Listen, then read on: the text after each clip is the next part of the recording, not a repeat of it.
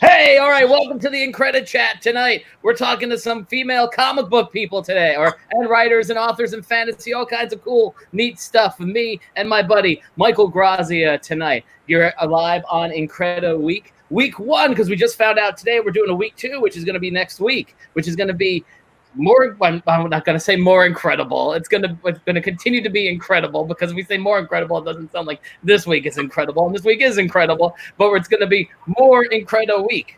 Oh, that could be the tag. A more IncrediWeek. Maybe.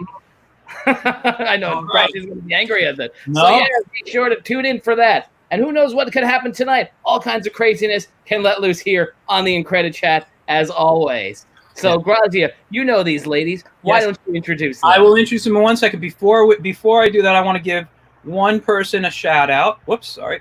I hit the wrong button. I want to give it a shout out to someone who couldn't be here tonight, who has supported us and is a fantasy author herself. Her name is C.L. Schneider. I have her website up there for you guys to check her out. She writes the Crown of Thorns trilogy, and she's written Nightfire. That's Nitefier. All right, so give a shout out to her. She couldn't be here tonight, but she is a big supporter. And she's been at all of our IncrediCons. Exactly. And she'll be back, because once everything gets rocking and rolling, I'll be out there plugging the IncrediCon brand, and we will be rocking and rolling back here in the Hudson Valley. The Hudson Valley's pop culture and comic fest. IncrediCon, IncrediConHV.com. All right, let's bring out each one now. So the first one I'm bringing out is author Lisa Fox. Hello. Next is Daphne Lage. I hope I said that correct. Who is an illustrator. Then we have Kate Seger, who is an author. And last but not least, I really hope I don't mess this up. Melissa Kleynowski, right? Close enough. I'm sorry. Who is a terrific illustrator. All right. So why don't we go one by one? We'll start at top with Lisa. Just give us a little background on you, some of the books and stuff that you've written and things that you've done. Okay. I am the author of the Opry Legacy under the name Elena Lenz, as well as Wretched Creatures and From the Mouth of This Holler are 2 of my other comics. Okay. We'll go just in order now. Melissa, next, why don't you tell us a little bit about yourself? Yes. I'm a cartoonist and digital illustrator. I make my own digital comics at melissakleynowskiart.com. All my social media handles are Melissa_Amanda. I make my own pug comics, Miserable Mr. Max, but I'm also a contracted artist with Paper Cuts Publishing. I work on Nickelodeon's various projects, including the Loud House graphic novels. I've been involved in some of their short stories. But I also take various Dungeons & Dragons character online commissions and illustrations as well. All right. Next, Kate. Why don't you tell us? I am Kate. I'm a fantasy author. I actually write novels, not comics. This is my new novel, The Wood Witch's Daughter. It's young adult fantasy. And I'm also a partner in a publishing company called Serena Anthologies. We're actually just starting up. We're releasing our first anthology in July, so that's exciting stuff. More novel-like books you do? The anthologies are actually it's a bunch of different writers with shorter pieces. That's what I meant for the anthology. It's more like a novel book instead of like a comic or something, right? Right. Yeah, they're also short fiction. Okay. Short fiction. All right, and then last but not least, Daphne, please tell us about yourself. Yeah, so I'm Daphne. I'm a cartoonist and illustrator out of New York, and I'm mostly known for my self-published fantasy comic, Tall Tales, which is kind of like if Disney did Lord of the Rings. And it's the big epic project, as we were talking backstage. I've been doing this since the late 90s. Yeah. So what I want to start off with, and Mike, if you have any questions, feel free to ask. I just want to know, before we get into like your specifics of the work that you do, and because we got some work to show, we can even show some on the screen if you guys want to. What is it about, what fantasy inspired you to start creating, whether it was drawing or writing? Who wants to start? Anyone could start. I'll start. It's like when I'm in the class. Well, the biggest influence for me for getting into fantasy art was definitely the Chronicles of Narnia. I remember very specifically a box set that my mother got me for Christmas years ago. And that's just been the genre I've been attracted to ever since. It's like it's always it's Narnia and Watership Down and a lot of like early Disney animation like Robin Hood, and and items like that. When it comes to like comics, it's Rocket Raccoon and Elf Quest. So that's pretty much like the genre that I'm really attracted to, and that's why and it pretty much influences everything I do. Okay. How about we'll just go down the road. Kate, how about you? I actually stole The Dark Tower from my father's bookshelf when I was like 12, which is like Stephen King's kind of fantasy-ish book. So that was probably my initial introduction, and of course Lord of the Rings was a big influence, and more recently like Sarah J. Maas, Laini Taylor, some of those kind of young adult authors have really grabbed me. So. Okay, cool. Melissa, how about you? Well, for me, I would say dragons sort of led me into the fantasy world and genre. It started with the Aragon books, Harry Potter as well, but then I just kind of found the dragonology books, and I just started practicing to draw from there, and then taking my own interpretation for it. And then once I found Dungeons and Dragons and all the books that went with it, and then learning about all the illustrators for those books, it just really expanded my whole view of what it takes to make all these fantasy illustrations, the amount of detail, even into the smallest like piece of chainmail, to the scales on a dragon, for instance, to even just the locks, the manes, and the fur for a unicorn, to a werewolf, things like that. And then just comics in general.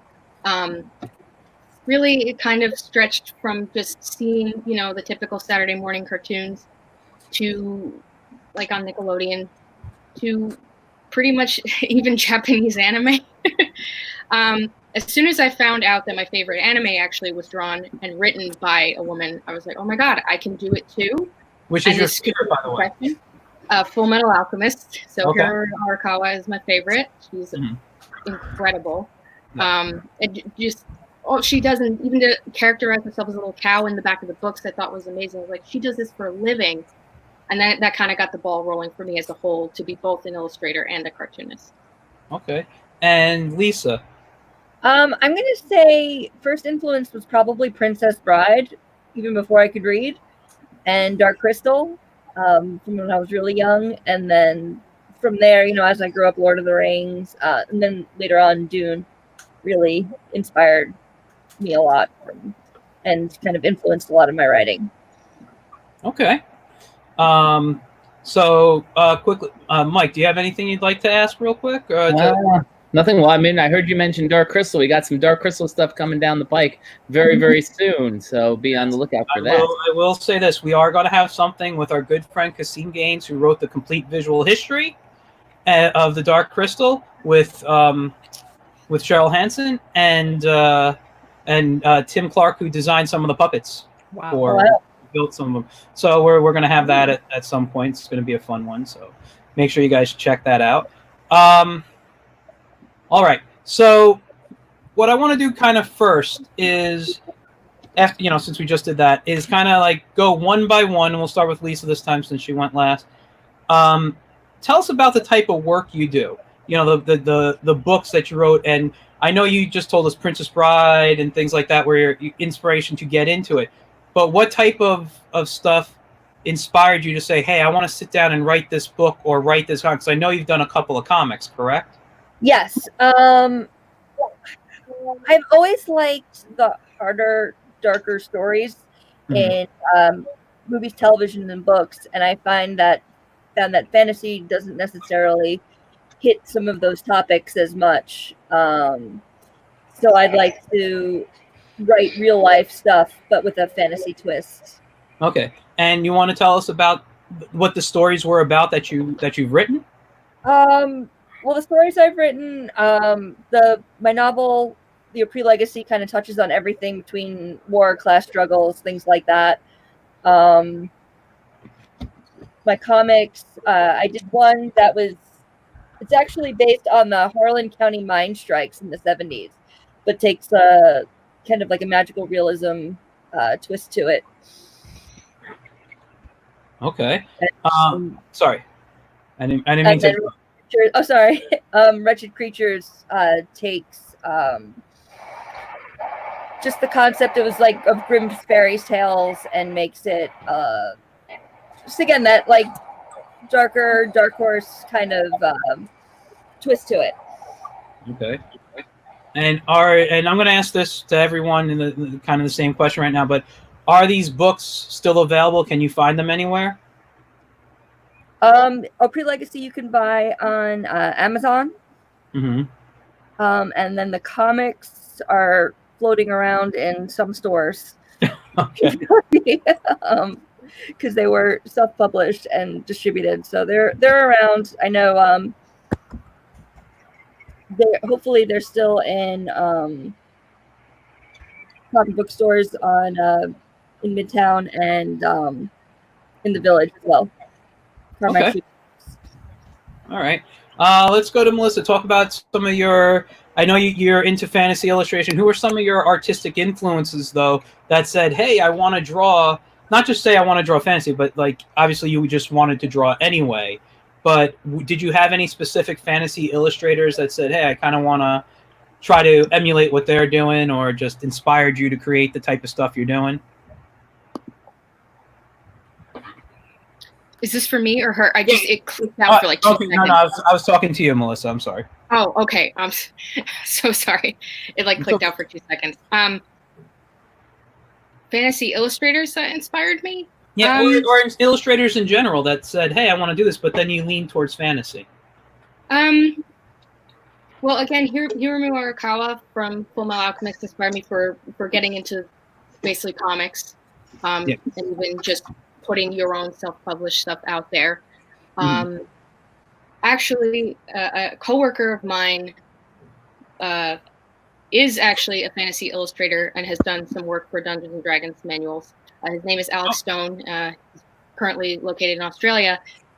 Fantastic illustrator. I used to work with him, and I saw his passion is also dragons. Yeah. And I had put the dragon stuff down for a bit because I was doing my own self-published pug comics based on my own pug.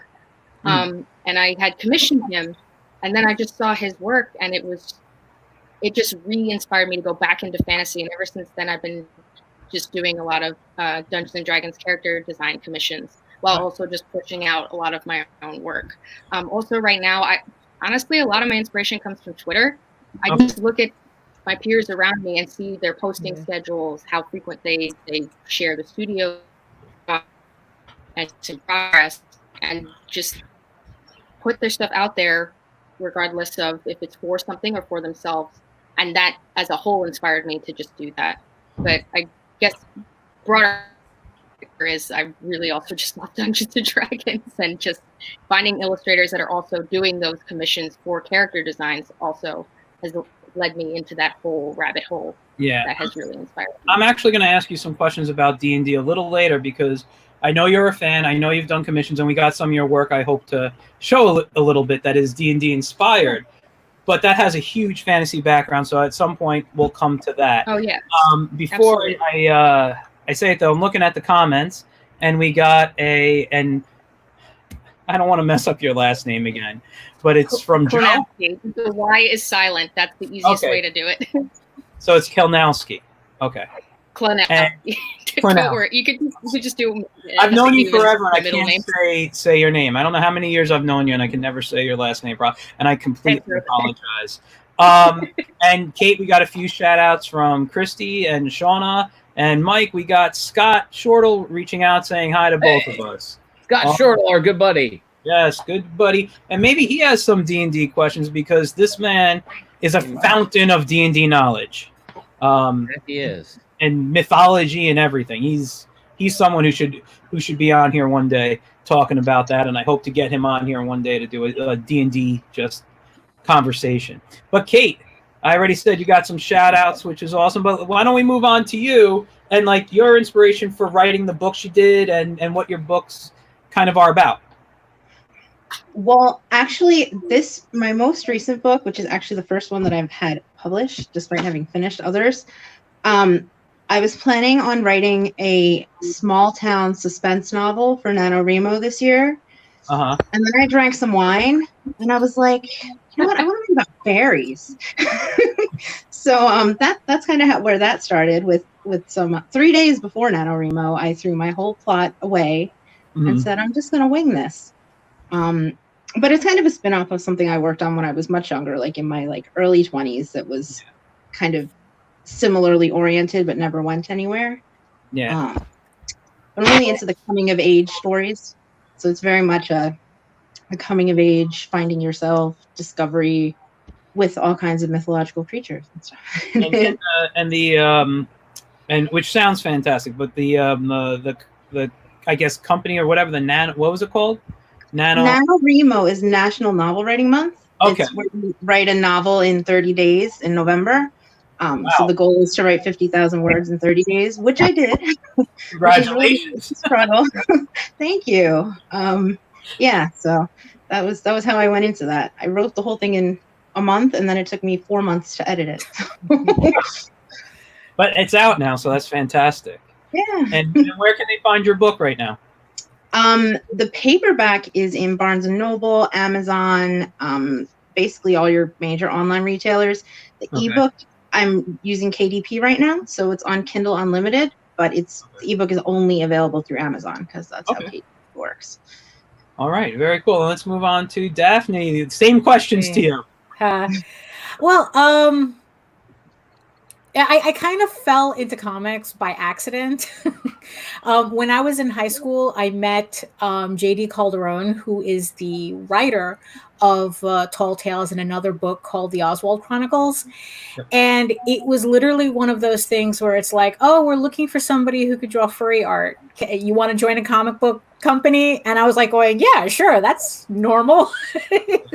So ever since then, it's like I've been working on I've been working on Tall Tales with him. And also what I do too is I do a lot of illustrations on the side and graphic design. Right now, it's like I think my big thing now online is doing logos for YouTube channels. So I have my own YouTube channel, and it just kind of like spread out from there. Now everybody, a lot of people want my logos for their channels too. So, but like a lot of the comic book work that I do is mostly for myself. We self-publish. So it's not like I do comics for other people, but it's like that's pretty much how I would rather do it, because comics is very time consuming, and especially the stories that I'm working on, which are pretty like epic for what the thing they tell you not to do in comics, we went ahead and did, which is do the multi-year grand storyline. Last night I interviewed Ramon Gill. I don't know if you know him. But that was one of the things we were talking about is when you start a comic, start short, try to do a 4-pager, try to do a pager, like just double it each time. Right. Don't start with that epic 300-page, graphic novel. Right. Yeah. Which is exactly what we did. Because like if you're going to learn how to swim, why not jump directly into the shark tank, right? Exactly. Yeah. I'm sorry. I just got a little message, but I get distracted easily. But yeah, so now I just want to continue with your stuff just for a little bit, because like I said before we went on, I've been a fan of your work going back to the 90s. Yeah. I grew up in a town called Mahopac, New York, which I've said on here a bunch of times. And the local mall for us was the Jefferson Valley Mall. It had to be maybe my second or third Comic-Con, because you said you were there like 96, 97. Yeah, it was around there when we started really publishing. Yeah. And I think you had all the Tall Tales there, or the Oswald Chronicles, or maybe both. I don't remember.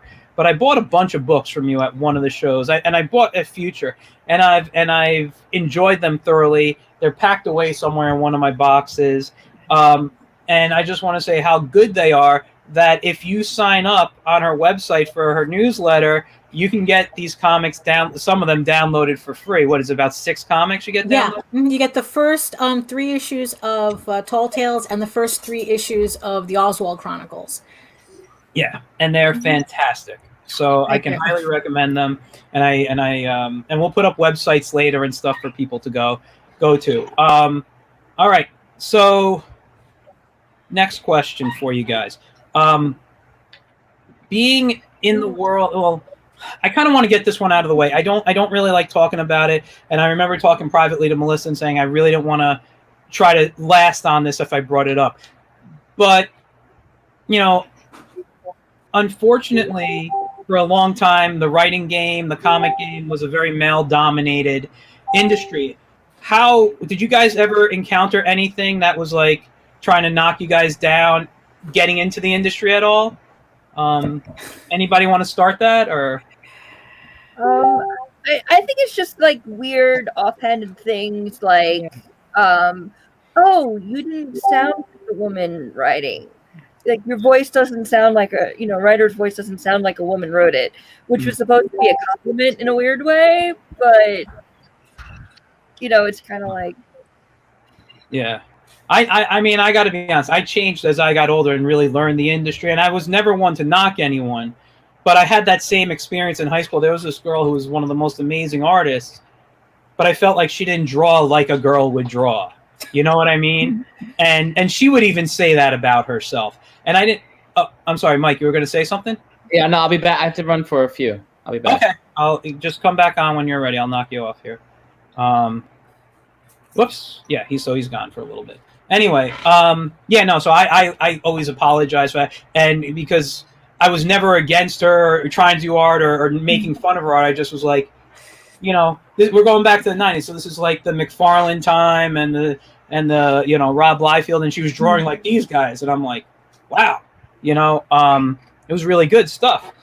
And when I got into college, I had a lot of friends who were females that were trying to break into illustration, animation, writing, all the stuff, and they were just fantastic. They were some of the best people I've seen. I've lost touch with them, that I don't know where they are now, but they were fantastic. So I just wanted to see if you guys ran into anything, because what, did we lose Melissa? I'm sorry, did I knock you off accidentally? Yes, I've been trying to message you. Oh, you know what happened? I went to knock off Mike because he was next to you down here. But I guess he just closed. He probably closed out as I was knocking him off, and you moved over. Yeah, so, I figured it was some weird technical glitch. So, but I still heard everything. So. Well, yeah, you'll hear it. So anyway, does anyone else want to jump in on that real quick? Because I just wanted to touch upon it quickly. Well, all I can say is that the one benefit of self-publishing is that I didn't have to deal with a lot of that nonsense. Mm-hmm. I think. There's always going to be, especially people at conventions who are just going to be rude regardless. Yeah. So, in the end, it's like, look, you're either into my stuff or not, but I'm not going to sit here and justify anything I do because of one thing or the other. So, so it's like, so at least that, by self-publishing, I was able to avoid a lot of that stuff. Yeah. No, that's good. I mean, sorry. What I was going to say is, though, I find now going to shows that people get excited when they see a woman behind the table, and they're really eager to talk to them. I know when I bring my wife to a show, which isn't often anymore, and I leave the table, talk to someone, go to the bathroom, whatever. More people go up when she's sitting behind my table than when I'm sitting there, So yeah, it's I find that the things change a little bit over the years. So let's move on. I just want to, we'll go one by one. And I know, Kate, you have your book up. Lisa, do you have anything that you want to show? Because what I want to do is the screens to people right now and talk about your work specifically. So hold on. The novel. Okay, so this is your book, so we can see the cover really big and nice. Yep. Okay, and that's the one you mentioned, the Opry Legacy, which I have a copy somewhere in here. I don't know where. I think it's down over there somewhere on one of my books or over here. I don't know. My studio's a mess.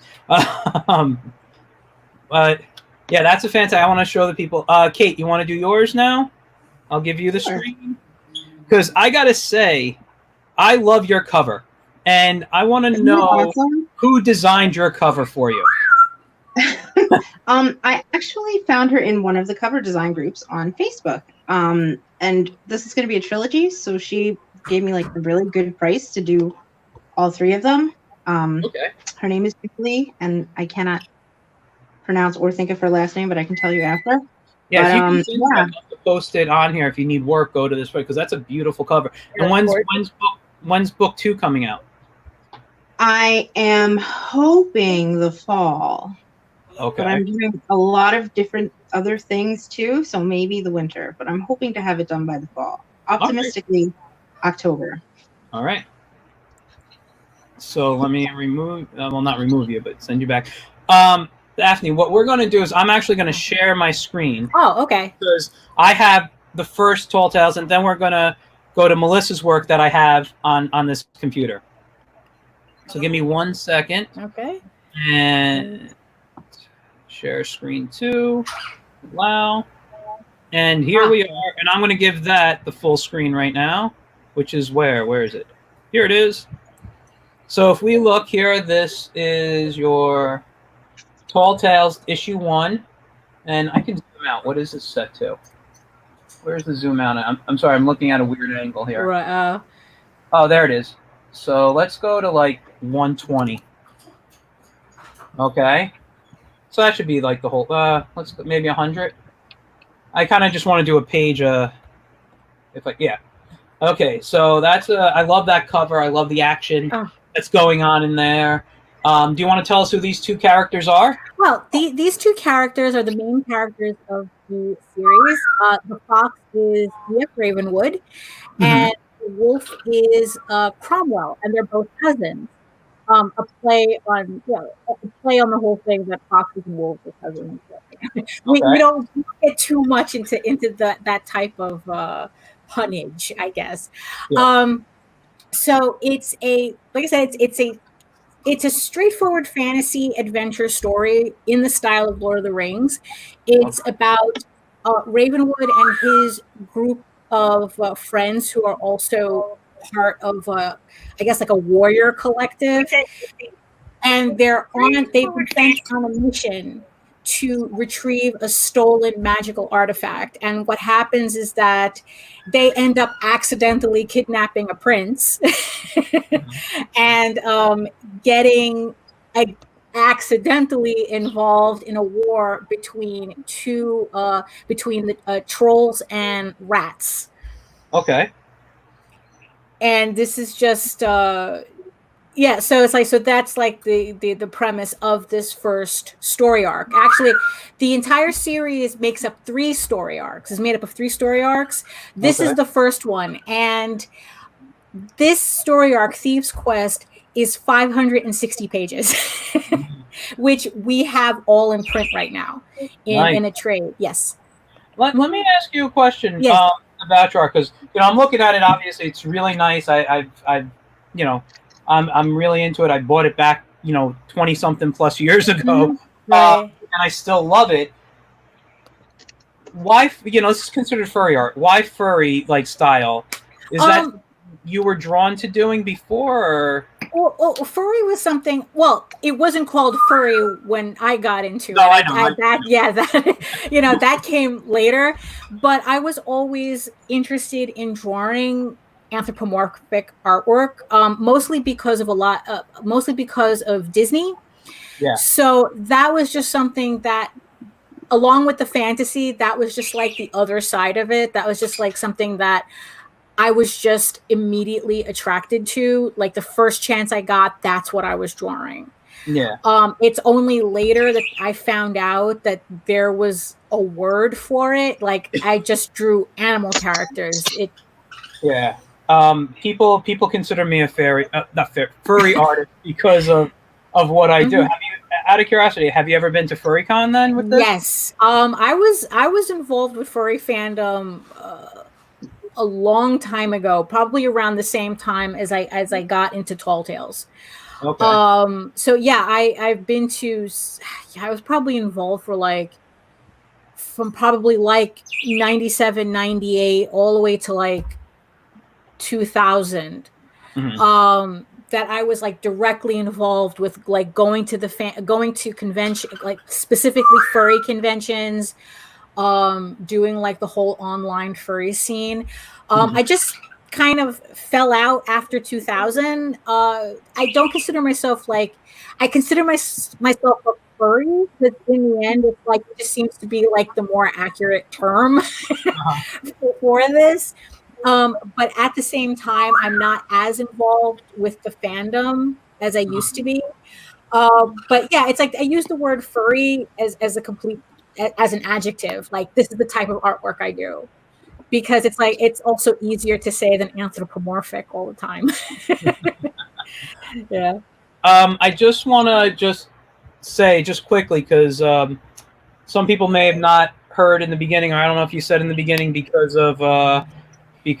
I know you said it backstage, but if we hear any whistling, it's your parrot back there. Yes. I share my office with a parrot. Hopefully he'll keep his more obnoxious noises to a minimum. But if you hear any weird sounds in the background, that's him. Okay. Good to know. Yeah. What I want to do is I want to move on to Melissa's art. She's sent a few things here, and I'll just open them up like this here. So this is a little comic you did. Yes. I don't know if everyone could read it. Where is it here? Yes. So, do you mind if I read it, or do you want to tell about it? You can certainly go right ahead if you'd like. Okay. I hope there's not a lot of big words in here. No. So it says, "Hey, you know how Mom is teaching us to breathe fire? What happens when one of us gets sick and, you're right. Now that I'm thinking about it, I've been feeling a bit stuffed up and, achoo!" And he got fire from his nostrils. I actually had a friend years ago who did we were trying to get a comic together, and we were doing something, and we picked dragons. And we were each doing jokes to figure stuff out. And one of the ones that he wrote, I think was one of the most brilliant ones, was very similar to this. He was, what's it called? He was getting ready to brush his teeth, and he sneezes, and he burns his toothbrush the same way, you know? And, he had stuff in his teeth. It was a great, the whole setup and everything was fantastic. And do you do any of this traditionally, or do you do this all digital? So I've been trained both traditionally and digitally. I went to the School of Visual Arts in Manhattan, graduated class of 2015, so I'm about 5 years out. I have completely moved to digital, but every now and then, if I just can't get a layout correctly, I'll lay it out in a sketchbook and then enter it into the computer, because sometimes, you can just get it better with a pencil and paper over the tablet pen on a screen. Sometimes it just works out that way. But almost everything is completely digital now, but I still have immense respect for all traditional artists as well. Yep. And anyone who still includes a lot of traditional techniques and practices in their work, and then even to move on to digital. But yeah. So now you want to tell us a little bit about this character? Is this one of your D&D characters?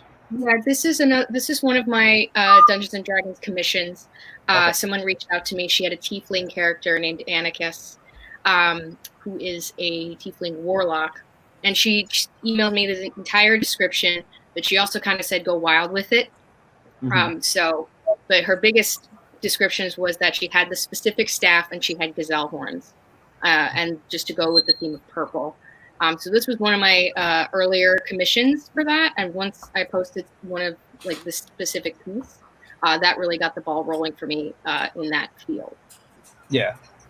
Okay, let's move down and just tell us quickly a little bit about each one. That's what's happening. This was another commission. His name is Bolvis. He is a half elf, half human bard. Another commission. Their biggest descriptor, they made sure that I included a double lute as their instrument of choice, and a crossbow. They left the pose entirely up to me, but they wanted it similar to the Anarchist image that they had seen actually online on my website, which is Kleynowski.com. Yeah, I'll post. Like I said, I'm going to post everything. I got to make up the quick banners, and I'll type them out while we're talking later. So I'll put them up at the end, so everyone gets a place to advertise. So love potion, huh? Yeah, I did some. These are just spot illustrations. These are just for fun for myself to kind of warm myself up. I was also just testing out a new. At the time, I had just gotten a new Cintiq, so it was more just testing out how it felt. And I just also really love glass bottles, so I also turned these into stickers later on. And you got the poison bottle next. I love how it goes up into the skull head. Yeah, Hercules actually inspired that one for me. I had seen it recently. And this is the same bottle, just colored differently and labeled differently, right? Yeah. So they're like go hand in hand together. Yeah. Okay, very nice. Let's see what else we got here. This is actually more of just an illustration for myself. These are two of my own characters actually playing in a campaign right now. The Gray Dragonborn is actually me and my own character, and then the golden one on the left is someone that we're playing with at the moment. So I just decided to draw a specific moment in our campaign, just as practice and for fun, because every now and then you gotta draw for yourself. Yeah. So next, I like this little joke here. Oh yes, this is just a little blurb comic I did. Was sick of winter at one point, and my mom really loves Yetis, so I had I was thinking of her. It was snowing, and I just was sick of the winter, and kind of just came to my head, I should retire south. Yeah. Thinking of I should retire, and I made a little blurb. And is this the last one here? Yes, this is the last one. This is a more recent commission. Someone had requested that their character be placed with my own, which I thought was very sweet. The pose they left up to me, but they, of course, sent me a description of their character and how they wanted their expression to be on the faces. Yeah. Okay. So I'm going to remove this screen now. So, we don't need this. Remove from screen. All right. So we're all back on screen again. And let's talk a little bit about to the authors for a little bit. We did a little, showtime of the artists. So let's talk to the authors for a few minutes here. And what I'm before I go on to my question, Kate, you said yours was like a YA audience, correct? Yes, young adult. Yep. Yeah, and Lisa, same for you, or is you a different? Mine's a little more adult. I would say for violence reasons, and it's just not the voice. I would love to do YA one day. I just have to tone my my rated R stuff down a little bit. I'm asking because I'm friends with a lot of librarians, and there's a lot of stuff that goes on with trying to produce young adult material, and they're like, that's the big thing that teens and stuff are coming in to take out a library, and they do a lot of like workshops at libraries with things like that. Have you guys ever reached out to libraries and thought about talking to them about doing a workshop or something with them? Either one? No, but it's a really good idea. I mean, I'm only asking because that's, for those, some of you know, I'm a traveling cartoon educator. I travel and I talk about comics and animation and stuff. And I go to libraries and I go to schools and I speak on these subjects that I know about. But what's great is this summer, who knows? I'm going to be honest with you guys. Who knows what's going on with actual visits to these places this summer? Still with the quarantine, I know we're starting to open up here a bit in New York, and Starting, I believe tomorrow is the official day, or was today the? I don't know. I'm not leaving unless I have to. That's do for it. sure. That's for sure. Yeah, I don't. I was really sad because they canceled BookCon, and I was supposed to meet my friend who I haven't seen since my wedding, like 5 years ago, to go to BookCon together. I haven't been there. I know people who go. I've been wanting to go. It's really cool. It's definitely worth checking out. Were you going to have a table there? No, we were just gonna go as guests. I'm not. Maybe next year. Well, anyway, let me just get back to the thing I'm saying about libraries and stuff. This summer, the theme is fantasy, like fantasy storytelling. So every year there's a summer theme. So I specifically developed cartooning workshops to send out, and I got a couple of books. I don't know if they're still staying, but and this goes for the artists too. But focusing right now, there's not a lot of authors that I know of that go and talk on the subject of fantasy writing or fantasy to a younger, like YA audience or a little younger. So I was just curious if you've ever done that or something I've done it in college. I've done on world building specifically. I taught a class in college as a guest lecturer a few times at Suffolk Community College by me, and it's great. I love doing it whenever I get a chance. Yeah, no, it's fun. I mean, I work during the day as a substitute teacher right now, but I enjoy going out and talking and doing this stuff. It's fun. That's one of the reasons we have this the IncrediChat that we do here. I don't know why I air quote it. That's what we call it, but it's it's IncrediChat, and we started to talk with our friends and bring in people and help promote. So I got a cat there. Yeah, he just jumped in. He's trying to pass through. There we go. It's okay. There we go. My cat would do this. My cat, a short little story. He will stand in front of my computer or on my drawing table next to me until I get out of my chair. Oh, and then he gets in the chair, cuddles in, and I have to go get a folding chair to do my work. Because he won't move. But anyway, getting back to the authors, we talked a little bit about your inspirations. We talked a bit about what your stories are about. I know, Kate, you said you have a trilogy planned. Yes. When you went into this, was the trilogy the idea, or did you I wrote a story and now I know I could continue it after? I pretty much had a trilogy plan to begin with. I've also done, and I put them up for like 99 cents on Kindle Unlimited like little novellas to kind of focus on because I found myself as I was writing getting so super into these side characters who don't really belong, their whole story doesn't belong in this book.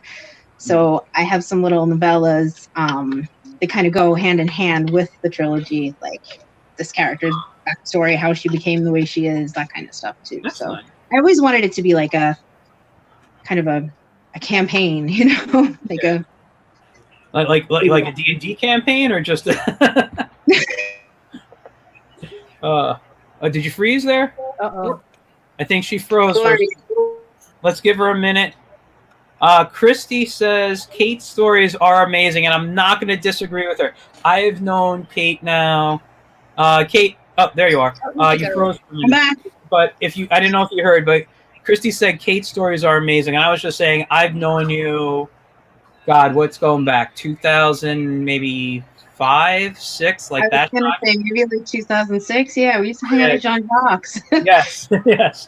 And now I think of that supermodel dictator story I was writing, and I'm like, shit, it's real life. I should have wrote it. It's happening. Why didn't I finish that? And but that was the thing I was going to say. We used to hang out. We actually used to share writing, and she'd look at my art, and it was just like this really fun friendship of just kind of critiquing and talking about storytelling. So her stuff is fantastic. I love what she does.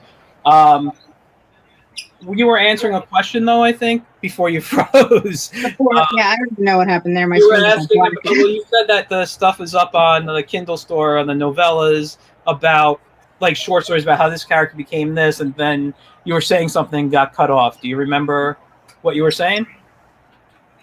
No, I think I was just saying that I always wanted it to be more than just a standalone book, because I'm really into, again, world building, and there's only so much world building you can fit into one book. It's like a TV show or movie. You know, if you're doing a movie, you have that 90 minutes, 2 hours to world build. Unless you're doing something like an epic, like Lord of the Rings or Star Wars or something on that scale. Mm-hmm. You know, you can't build that. That's actually why I prefer television to movies, because I can watch an entire season and see character development, the world building, and all that. Exactly. So that's great. I love it. Lisa, was Yes. the Opry Legacy planned as just one book or more? It was way more even than a book, or even more than just this whole story. I think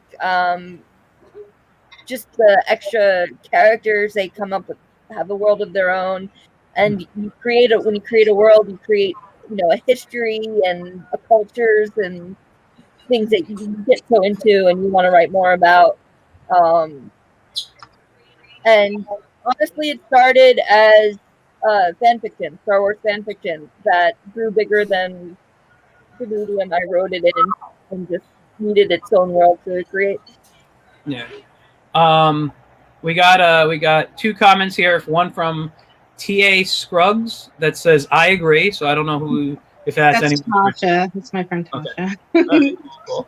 And then Scott Shortle, our friend, says mass web-based world building. I don't know how good that would be. That sounds very in-depth. But actually, sorry. You were going to say? I actually, for like 15 years, and I'm not exaggerating, from the time I was like 12 until I was like almost 30, I played this massively multiplayer online text-based role-playing game called Gemstone 4 that might be the coolest thing that was ever invented. That's pretty much what it is. It's just role-playing online in words. And this is great because it's a great segue into what I did want to, because world building was something I wanted to talk about. You know, the artists, if they're not writing, they're building it visually. And I want to ask them. I'm going to go to them first, and then I'm going to ask you guys about how you attack world building. But I want to give the artists a chance to talk. So whoever wants to go first, Melissa or Daphne, visually, how do you attack world building when you're, especially like Daphne with you, you're working with a writer. Right, yeah. So luckily I don't have to worry too much about world building. Someone else is doing the heavy lifting for that.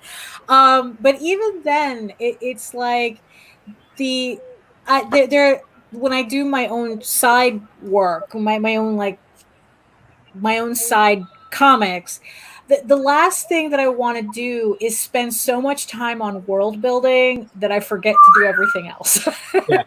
Because that's a big danger to do so much world building, especially when not a lot of it ends up in the book itself. Yeah. So, like, I mean, at least I would think that with the writers, they have more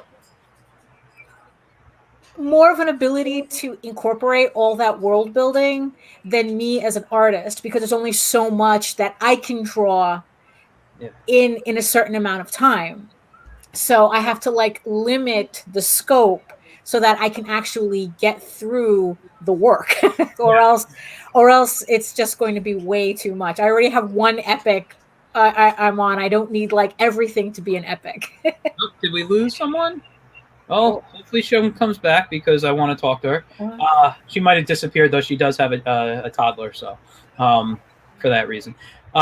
Melissa, what are your thoughts on it? I mean, I don't know if you really. I know you have your story about the pugs, and you draw for paper cuts. That's kind of like licensed property, so the world is already taken care. You build kind of for the pugs, but you also do this D&D stuff. How involved are you in world building, whether in your stories, whether it's for you or for something with D&D? Because that is really a game of world building. Yeah. You know? It depends on the project. For artists, it really depends on the project. For the commissions, welcome back. For the commissions, it really depends on the commission itself. So right away, if someone reaches out to me, the first thing I ask is this a character study or is this a full illustration? Yeah. Because then I need to know, what the time frame I have to complete the project, if they want the background to be a big focus on this, or if it's just a single character focused image. With the Pug comics, a lot of the world building comes from real life because it's my own dog. A lot of it's based on personal experiences with him in my own home. But with the Dungeons and Dragons stuff in general, I've DM'd myself very briefly, but I'm also currently, this is how involved I am in this game. I'm in 6 different campaigns with 4 different characters. Wow. So 2 of them kind of overlap, and they actually, they're all right here in this one image. I don't know if you can see it. Well, I'm gonna give the screen to you so we can zoom in a bit. Okay. They're all right up here. Yeah. They're all in different campaigns, and I've actually decided to link them all together, and I'm thinking of making it into an actual long story and probably a comic eventually for it. That's great. Just from other campaigns, and just I'm trying to see if maybe I can turn all the campaigns into one grand story that I can tell. Which I think is fun. That's fantastic. I'm in a little homebrew game right now. I haven't played because I ended up getting sick. You guys know I had COVID for a little bit, and I was out of the commission for a month. Nothing super serious. Only spent 5 days in the hospital. No respirator. No nothing. I was good, But like we haven't started it back up. But yeah, we were just doing this little simple mishmash thing. I miss playing. I want to get back into it because it's fun playing these characters, developing the worlds. It helps you, I think, as a writer, as an artist, to be involved in these tabletop games of some sort, or just some kind, like Kate mentioned that game that she was playing that was about world building and stuff. Like, I taught storytelling, like it was called visual storytelling. I taught it for 16 years on the college level. I talked about drawing. I talked about Joseph Campbell's The Hero's Journey, and I know that thing inside and out. And sometimes when I sit down to write, and this is why I'm throwing it out here. I'm all of a sudden that stuff comes into me, and I'm like, okay, I'm starting the ordinary world. Now I gotta get the threshold guardian, all this, and I'm like, no, I just want a simple story. So I actually, for me, go back and look at old cartoons, like old Hanna-Barbera superhero cartoons, where I'll look at like Space Ghost or something, and I'll be like, it was a very simple story. His sidekicks are off somewhere, villain captures them, Space Ghost, we need saving. They come over, he defeats them, and they learn their lesson of not spying on people or whatever. So I'm like, that's how I think. I try to think when I'm doing stories, if I don't want to get into crazy epics, is keep it simple. That old saying, KISS, keep it simple, stupid, or silly now they use, and stupid's not the right word to use these days.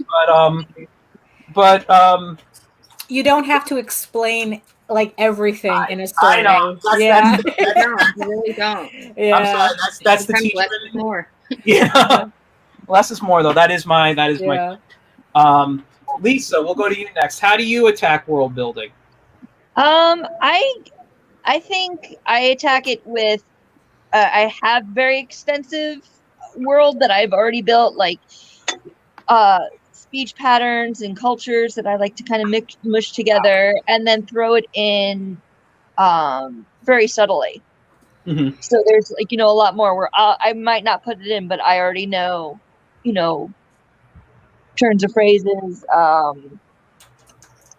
A lot of times I like to take stuff that and mush up cultures that already exist, and where you would identify with one part but maybe not another part, and then just to get yourself to think from a different level as far as, oh, maybe I never saw it this way, of why people do this or that. But I like to take our world and put it in a blender, so to speak, and deposit it in different ways. Is pretty much how I attack world building. Okay, that's good. Kate, how about you? I have a long history of over world building, right? Where I like designed everything down to the last molecule, but I haven't written a frigging word in the actual story. See, that's what we're trying to avoid. Yeah, Yeah. I've been making a conscious effort to just write the story, and then I can go back and see the little world building elements instead of building the whole world beforehand, because I cannot even tell you how many files I have saved on my computer that were supposed to be a book that are actually just like cultures and religions. So I'm trying to work on that. Well, let me how detailed, because you said you wrote this your latest book, what's it called, The Witch's what? The Wood Witch's Daughter. The Wood Witch's Daughter. You wrote that in a month, right? Yes. For the contest. You didn't have really time to work because you said you had another idea, and then you're like, oh, you know what? I want to write about fairies, so I'm going to do that. And I think that really helped me a lot, because I didn't have time to like get lost in my lovely imaginary land of things that don't have anything to do with the story. I just pounded out the story, and then, like I said, it took me 4 months to edit it. A big part of that 4 months of editing was adding back in like the necessary details that I omitted when I was just trying to pound the story out and get it done. So I think from National Novel Writing Month, I learned that I work better that way if I just read the story. Yeah, under pressure, I've always worked better under pressure. I have to tackle that one. I need deadlines. But yeah, for me, I can't let myself disappear into the world building, or I won't finish anything. So moving on from world building, I want to go into character. You know, visually, you guys handle character. You guys handle you write them.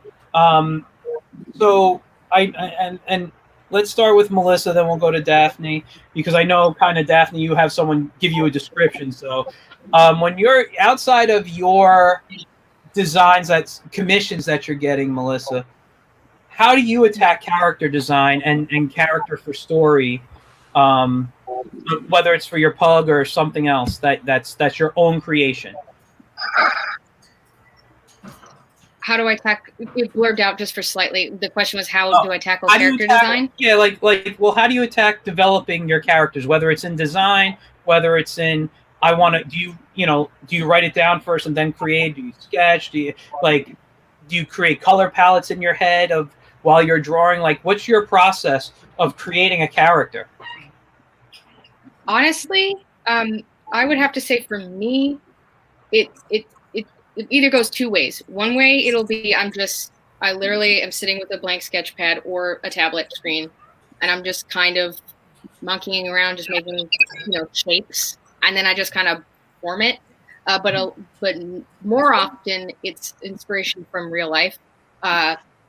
Being based in Brooklyn before COVID, I took the subway a lot, and a lot of little blurb comics I'll do are just characters that I've seen on the subway. We've all seen characters on the subway. Oh yeah.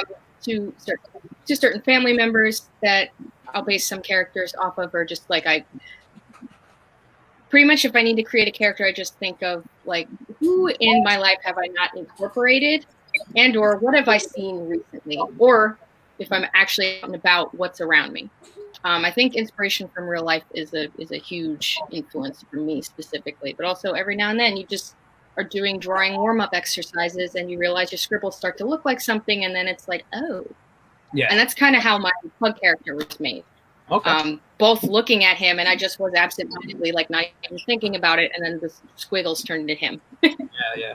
That's nice. I like that. I like that way. How about you, Daphne? How do you attack? Pretty much the same way I attack world building. I try to do as little as possible. With Tall Tales, I didn't design the initial characters. JD had another artist who designed the initial characters, and I built on that. Yeah. But even then, any new characters that I had to come up with, I pretty much just like really ran with more aesthetic.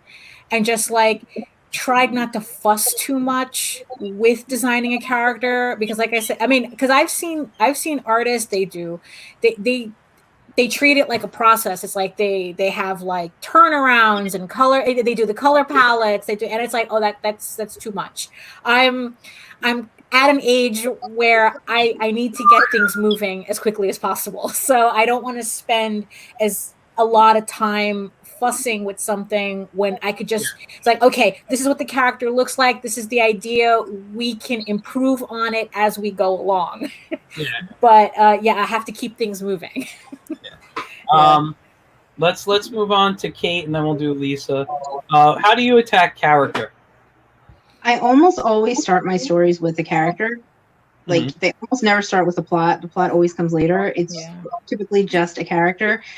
Like with Arionette, where she's the main character of The Wood Witch's Daughter, I just had this idea for a girl wandering through a forest, and then suddenly this fairy comes and shoves her into a fire, and she shows up in a different world. And then I stop and I think, all right, so who is this girl? Like, what is she here? What are her goals? What are her points? And I'm really into archetypes.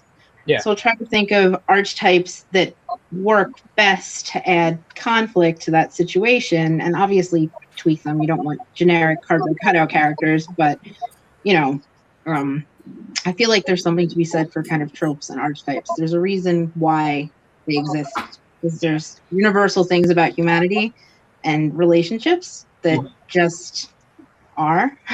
Yeah. So I try to, take the character development from there. This character is here now. Where are they going? That's good. What about you, Lisa? How do you attack it? I always start actually with fantasy dreamcasting a character. I'll have like a basic idea, and then I'll throw, one of my favorite actors in there that I think would fit the part. And that's how I develop voice, or I imagine, that actor playing that role in developing a more three-dimensional character, because I can actually like attach a real human to it, and then working around, throwing them into I like archetypes and stuff too, but taking that and then throwing them into a specific situation, and you learn so much more about the characters as you write them. I'll wake up one morning and I'm like, oh my god, he did this is why. They start writing you. The thing, yeah, you start learning more about the characters that you didn't know about, and they become like real people. It's amazing how that happens. Yeah, I've always said as a cartoon, someone does more. I mean, I've drawn comics, but I've drawn comic strip characters a lot. And I did this one last year before I got sick last year, spent a week in the hospital with pneumonia. But I felt by the time I got out, that character stopped talking to me. And I just wasn't having those conversations, so I stopped writing him. I just stopped drawing the comic. I'd love to bring it back, but I don't feel I'm talking to him anymore. It's difficult. And like, these characters always become a part of you in some way. But I have a question for the writers. I always ask every writer I know, and I don't want you to take this the wrong way. Basically the question is, are you a good writer? Not meaning, can you write a book well? How's your grammar? Are you a good speller? Just like, it took you 4 months to edit. Was that also because you had to fix a lot of writing errors, or was that just because, I'm actually a really technically sound writer. Okay. I just happen to be. I'm one of those people who like get annoyed because they'll like miss an apostrophe, and I'm like, "You're missing an apostrophe," like, on a Facebook post. Yeah. Okay. I had more technical problems than actual, like in terms of putting scenes where they belong, than the actual writing part. Okay. How about you, Lisa? You can either have beautiful prose or beautiful plot. Pick one for me. I can never get the stories where my prose is and my voice is the best. The plot seems to kind of be fuzzy and meander. And like Opry Legacy is a very plot-based book, and I find the prose and the voice is less solid than some of my other pieces. So it's kind of funny how that works out. That happens to me too. Like, yeah. I can't ask you know, the artists, how do they feel? Are they good artists? Like, you know, are you technically a good artist? Because first of all, art's objective. You know, it's up to the viewer. Well, subjective, really. It's up to the viewer. You know, and if they like it or not. And by the way, I love both your work. You know, one of the reasons I asked you to be on here is because you are two people I'd love to help promote and get work out. You know, for I mean, Melissa attends conventions with me and the Credit Kids and things like that. My Get in Tune program she's come to, and she's done workshops with kids and shown her work. So, you know, she's fantastic. Like I said, I've been a fan of yours, Daphne, for years. So I'm not going to ask you. Like, I do kind of have an opinion on that. Okay, go for it. I think that any artist worth their salt always feels like there's room for improvement. That we're never at a state where it's like, oh, that's it, I'm done. You know, it's like I made it, and it's like no. Well, I'm sorry, go ahead. What? It's like just that it's not that whether we think we're good or not good, it's just that there's always something. Yeah. Melissa, did you want to add? Yeah, I think, again, bouncing off of what Daphne said, I also think personally for any artist who's, as she put it, with a grain of salt, also has to really have the drive to want to get better. Yeah. As soon as they put their, like, I don't have to do anything else, then they're not going to make it, because they're already thinking their criticism of themselves is all they need. They're already not letting themselves in for any improvement or growing. And kind of that self-doubt, while it can be hindering, at the same time, it's humbling. And then you're like, whether you have a couple bad days or good days or not, you eventually go back onto social media, and then you see the other artists that you're following at the time. And at first it can be, you know, oh, I can't do it. But then it's like, oh, this is really cool. I'm going back into it. You know? It's having that drive. Like, I still want to do it, you know, every single day, and like to push oneself, which can be very difficult. But I think as an artist in general, writer, or anyone in the industry, you know, if you've got the passion for it, and it's about, and you feel like, I want to do it even if it's just for me, and I want to improve even if it's just for me, and I'm going to make it. The more you do it, the more often you do it, the better you become. If you're doing it consistently every day, you realize it's not a hobby, it's something you really want. Those are the ones who really, I feel, will really bring themselves up and be noticed, are the ones that are just constantly putting the effort in, and not because they feel it's a chore, but because they have that itch to do it, even with their own self-doubt. I completely agree, and I think same goes for us. I have a habit of myself of drawing a picture, and I'm like, this is fabulous, it's awesome, and I go back to it like 5 minutes later, I see every mistake, and I'm like kicking myself. And it's you post it online. That's how you find all the mistakes. I'm sitting there like, oh no. And sometimes, and this is funny to me at least, I'll scroll stuff on Instagram, and I'll always stop on my work and not realize I drew it. Yeah. You know? It'll be like, oh, this kind of pops out to me. This is a style I really like. And then, wait, this is mine. And then I'm sitting there staring at it, and I'm like, why didn't it get more likes? And it's, you know, that's that mistake. That's why it's not getting the likes, you know? So yeah, no, and I mean, it's the same for writers, I think, too. You know, if you don't write every day, if it's not your passion to do it, you're not going to do it. I mean, my first drafts are definitely all like worthy of dumpster fires. Yeah. Because I don't really plot in advance. I kind of just like throw words down on pages, like in documents in random order. So my first draft is not anything anyone could ever make any sense of ever. So it's all polish afterwards. Yeah.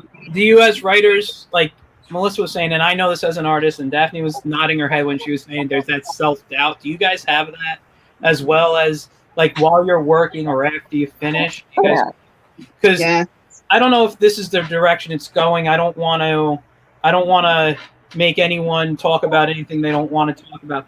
But one of the things I've always told people when they said, you know, do you want to become an artist? And I never say this to a child because I'm always encouraging, but they're more adult. I said, are you a happy person? because you don't go into art if you're happy, like because you're living in your mind, you're all this creativity, and you wanna get it out. And I think most people who are doing creative work is because there's something in them that isn't fulfilled normally in the everyday out there life, that they need this creativity to become happy. Like without it, they don't have happiness in their life. Is that something you guys find? Okay, I'm at my happiest and my most miserable when I'm drawing. I mean, it's it's not even a thing about, oh, does this make me happy or something. It's like, it's just something I do. And it's like, and there are some days where I'm thrilled to do it, and there are some days where I hate every minute of it, but I'm doing it anyway. It's like whether I have an audience of 100 or an audience of 1, it's just me doing it. I'm still doing it. And I mean, I've heard a lot of stories of artists who do this professionally, and like the second they come home, they don't want to see a pencil or a paper anywhere. Yeah. So it's like, it literally, like their creativity becomes like they might as well be a plumber. Yeah. And not disparaging plumbers, still important work. They're still doing important work, but there's something to be said about still having the need to do it, even if someone's not paying you or paying attention to you. Yeah. Does anyone else want to chime in? I get really cranky if I don't write, so nobody wants to be around me. Well, I think it's like me going inside my head and building up my own fantasy world started out as an escape from unhappiness, but then, finding those stories and those worlds that I built inside my head, they have to come out or they stay there and become very maladjusted, I guess. So if they're on paper, then that's a healthy place for them to live rather than being stuck inside my own head. Yes. Melissa, you have anything to say on it, or? Yeah, I mean, I can definitely see how people, I can see why you would ask the question, are you happy? A lot of artists, a lot of some of the greatest works come from one's own personal expression of releasing emotions that they haven't been able to get out from either a past trauma, a current trauma, or something that they're so anxious about coming to them in the future. But I think there's also just artists who are happy and just also make great work. I don't think it's one way or the other. I think it's all very situational. Also, again, some people who are professionals in the industry, some of my friends are also working on licensed titles, or just working with other writers and other people, and they work on that art all day. Sometimes they just can't pick up. It feels like, again, like the plumber job. Nothing against plumbers, but it feels like everyday 9-to-5 job, and for them sometimes it can lose the magic a little bit. But for me personally, after I've done stuff for paper cuts, for the Loud House projects, sometimes it's just like I have to do something for me. Because you're following someone else's instruction, and unfortunately, when you're following someone else's instruction, you don't have the freedom. So then it's like I need to get the freedom again. So again, it's all very situational, depending on each field, of course, each project, and also everyone's own story. Yes. You can be the happiest person in the world. You have personal traumas. You can have so many personal traumas that happen to you, but you are the happiest person in the world. Either way, however you're feeling, the art will come out. The creativity will come out. And I think it's just, especially with the COVID-19, everything going on right now, seeing all the artwork and all the authors and anyone in the creative industry releasing their works at such a flow now, just to get out because you physically can't, I think has been so inspiring for everybody really to see. So I was actually going to bring that up about, we've all been kind of trapped for a while. And, when we're creatives, And I gotta say, outside of me being sick, it's been the happiest time because I've been living in my head, been living in my studio. I'm creating art. I'm not going out and seeing people that are just keeping me from staying in here and creating art. You know what I mean? So for me, I actually haven't minded this at all. And I find most creative people haven't minded being quarantined. What I want to know from you guys is, how has been quarantine affected your work in the creation? I mean, now I don't know, like someone like Daphne, I know you do art all day basically. I don't know if you work from your house or you had a studio to go to or whatever, but if you work from home constantly, you haven't changed. But those, like, I know the rest of you actually have to go out for for a living. Well, the funny thing is that this was something that, yeah, I thought it would be easy because, oh, I do this already. Yeah. But what I realized was that I didn't realize how much going out, how much time that took. And I ended up with actually having to find more projects to do because I had all this extra time. And in fact, I ended up using a lot of the time to teach myself how to properly color comic books digitally. Yeah. So I would not have done that if it wasn't for all this extra time that I had. I thought that coloring comics was just too complicated for me, and it took a lot of time and I just couldn't do it. And now I didn't have an excuse.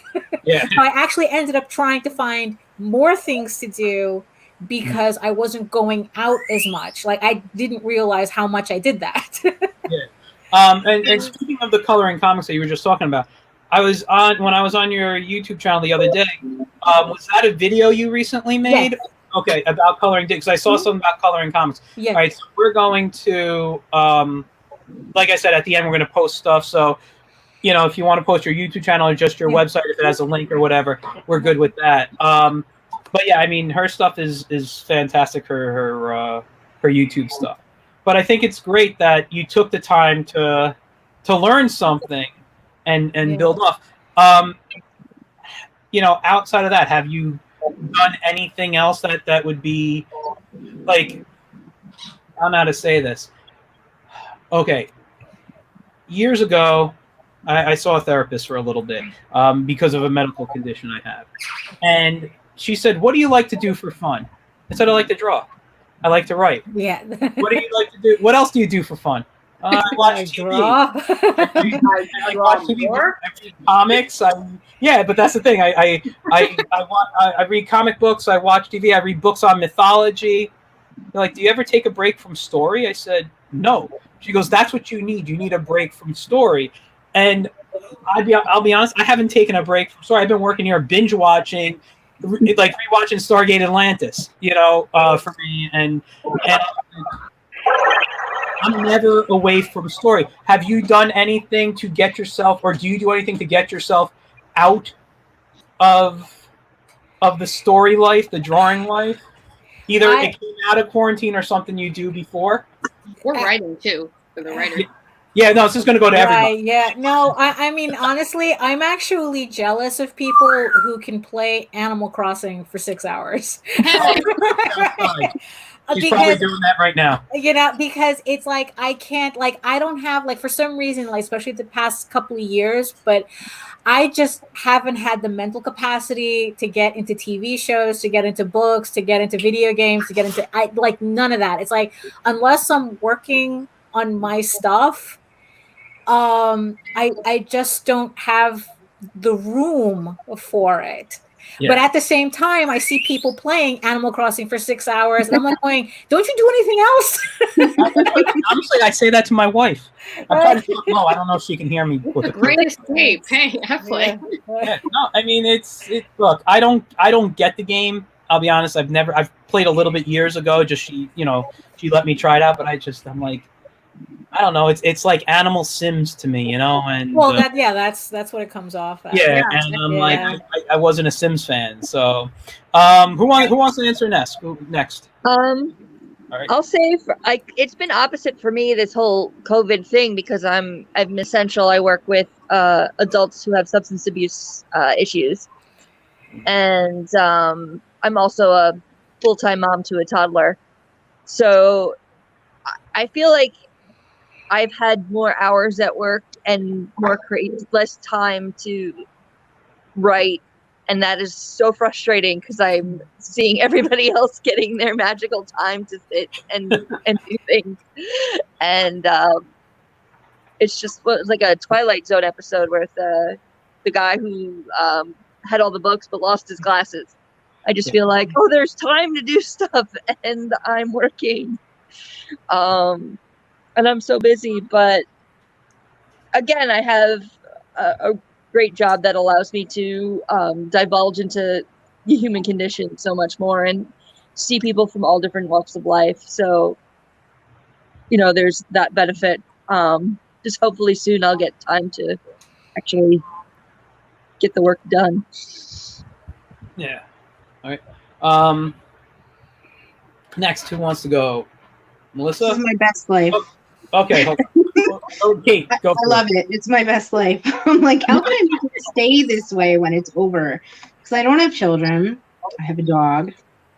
And I'm working remotely, which I love and want to do now forever and never, ever want to step foot in my office again.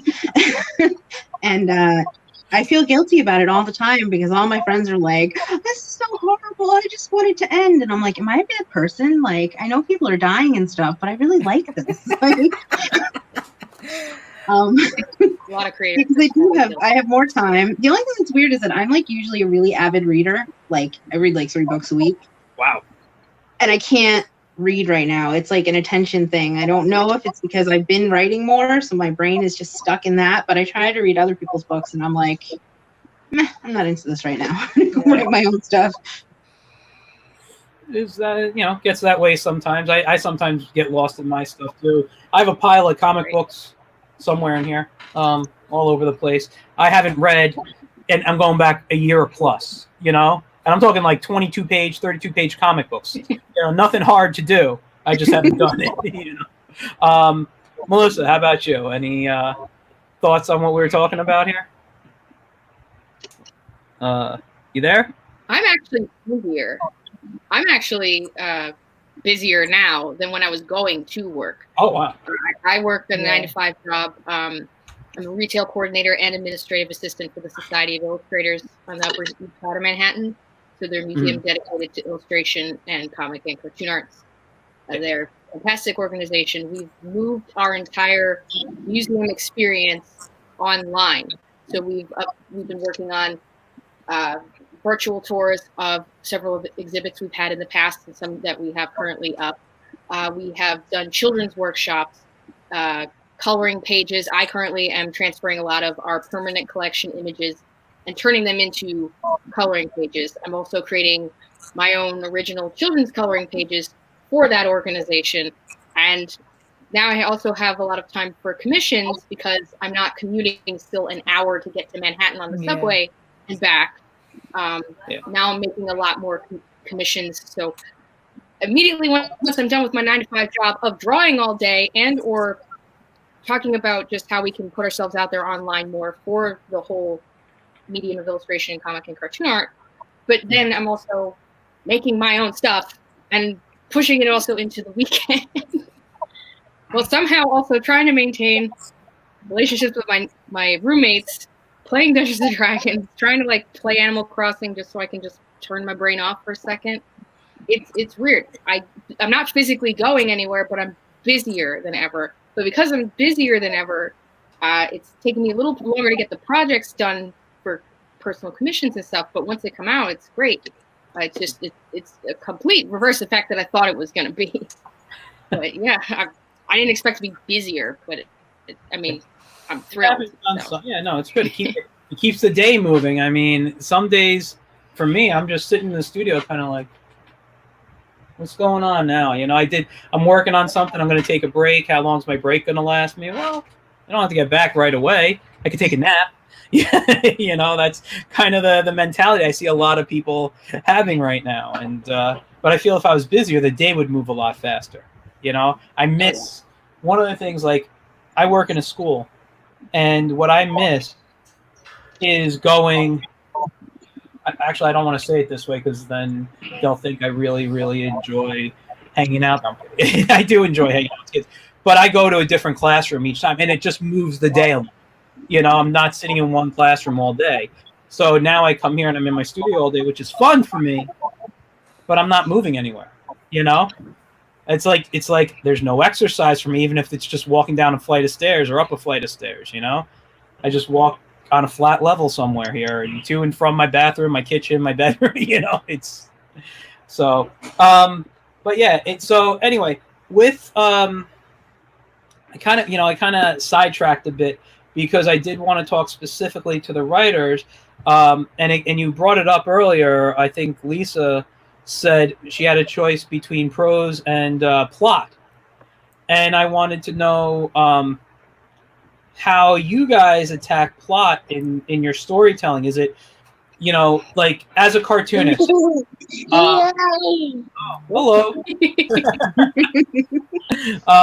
Like as a cartoonist, sometimes for me, the character comes first, and I try to write stories for the character.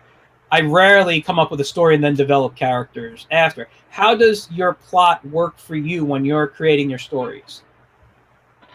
Either one. I'll pick Kate to go first. I'm what they call in the writing world a pantser, which is there's plotters and there's pantsers, and pantsers fly by the seat of their pants. I don't really. I pre-write my characters heavily. Like I always go in with a full description of my characters and who they are as individuals. But the plot, I usually start out with, well, there's a girl and she's going to go to fairyland. And then I just kind of write scenes in no apparent order, which people think is weird, but it's just how I do it. And then I kind of patch them all together in the end. So I don't really follow that whole plot your whole story as before you start School of Thought. I've tried it before. It doesn't work for me. I get stuck and frustrated and stop writing. So I just write what comes to me and I let the characters take me where they're going. All right. How about you, Lisa? I've done both. Opry Legacy was very plot driven. And I started off with almost a page of everything that happened and then separated it into chapters and then wrote out very bare bones, this is what happens, this is what happens, then finally adding the prose last. And then I have another series that I've been working on forever that is very prose driven and character driven, and just kind of trying to organically shoehorn a plot in there has been quite difficult. So it's you sacrifice either plot or prose. I've always found. Okay. If you let it flow, you get better, artsier prose, but less plot. But then when you have the solid structured plot and planned out, it's harder to get that the language there. Okay. It's true. If you looked at my books, they would say your plots are sloppy, and I would say, yeah, but my characters are awesome. Melissa, I want to ask, because I know you write your own, and I'll ask this to you, Daphne, too, because I know you do your own stuff a little bit, but you're doing this more in comic book form. How does that work for you when developing story? Does the characters come first? Does your story come first? How does that work for you when you're developing your projects? I think of the characters first. I think pretty much, the Pug comics are, again, based off my own dog. So it's pretty easy for me to find real life examples to kind of to go off of, and just basing it off life experience, like, again, instances where I've witnessed him being a grumpy pug. So usually if I see something happen silly, I'll just scribble it down real quick and then I'll go to it later. And then I just kind of draw him in a single scene and then just kind of see how can I make multiple panels around him to get me to this point that I've now drawn just from this one experience I witnessed 5 minutes ago. Yeah. That's kind of, I guess, how I do the Pug comics specifically, come up with writing those stories. And I always try to keep it short and simple, especially since most of them I tend to do one-pagers, and then I just lump them together in a little anthology. So I try to keep it short and sweet. I kind of just build from the bricks up. Yeah. I like the one-page stories. Those are good. It's a good way. It's a good way to start working specifically in comics. Like like I was saying when I spoke with Ramon, we were saying take it easy, take it small steps. He even said 1 page. I first said 4 pages, and then he's like, no, do a 1 page first. I'm like, that's even better. Yeah. But Daphne, how about you? How do you? Well, like I said, with Tall Tales, I have a writer who does all the heavy lifting on that. But I guess to kind of like your whole thing, your story with the therapist, like what do you do? It's like, what do you do for work? I draw. What do you do for fun? I draw. So when I'm not doing Tall Tales, I'm doing my own hobby comic. Hold on, let me give you the screen so you can show it to me. So this is my hobby comic that I'm working on now to actually put on Kickstarter and officially put it out. So this is Ego Raven, Heir of the First Unicorn. It's my other story that I'm writing myself. I did everything myself, and this is the book that I'm also learning to color. So it's another fantasy story about a exiled unicorn princess who is trying to regain her kingdom by becoming a knight and trying to raise an army. So with this book, the characters literally came first. And it's just, and then it's like the story was like something that I was just like working around them. And going back to the whole world building thing, when I was like trying to get the story to fit the characters, I had to make a decision whether I cared more about the characters or the world. Because I didn't want to do something where all of a sudden I have to explain medieval style politics. It's like that really wasn't something I was into. So I really didn't want to waste my time with that. So this is more of a character driven story. And I'm trying to keep it that, but like there's a larger story, but the story that I'm telling is more localized. And that's where I try to keep it. All right. No. That's a good way to do it. Mm-hmm. Let me ask you, throw this out to anyone here. Since you guys have been talking now, we've been here for about an hour and a half chatting. Do you guys have questions for any of each other? Like, from the stories you've been hearing? I know, I'm just curious. Look, I don't have an issue. It's not like I'm out of questions and trying to get you guys to, let's fill time. It's more, you guys have been talking now. You've heard stories from each other. Do you have questions for each other that you were interested? Maybe something we talked about that you heard one person say, like, "Oh, can you expand on that?" Or I don't know, but I want to read that unicorn thing you were just talking about. Oh, thank you. I'm planning a Kickstarter in around August because I still have to re-letter the book. So I'm going to have a Kickstarter in August for the first issue. I have 5 already done, so I have to color 4 more issues. Wow. When that's getting ready to go live, we have to have you back on to promote that. Because I also got to say, in my head while you were telling me, number one, I would something I would read as a comic, but it feels like I would watch it as a film or a movie too, like an animated feature. And this was something I was going to ask you guys, and maybe since this will be a good segue into it, when you guys write, do you whether it's the books or the comics, do you have other mediums in your mind too? Like, Lisa said she thinks of, like celebrities that she wants to fill in her head to help her flesh out characters. That's almost like writing a movie in your head. You're taking these actors or whatever, and you're just having them interact now together. Do you guys write in any way? It's like, well, yeah, I do a comic or I do this prose style book, but yeah, I can see it in animation or film. And does that influence how you write it at all? Or create, whether it's comic or not, I think I've had more people disappointed that it's not a cartoon more than I am. To tell you the truth, I mean, I understand the appeal of like, oh, this would be great if Netflix picked it up or something. Mm. But I really don't think about that because that's not what I'm working on. Yeah. It's like, I think that I have to how should I say this? Kind of like respect the medium that I'm working in now, as opposed to wishing it was something else. Yeah.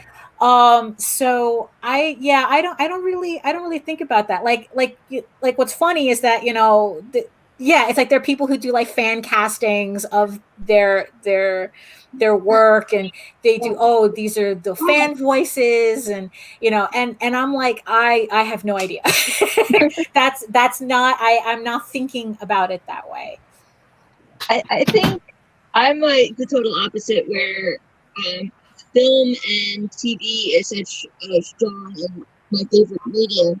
I unfortunately don't have millions of dollars to throw to produce the stories I want to produce in the way I want to produce it, unfortunately. So I have books and comics as something I can do myself and get the stories out.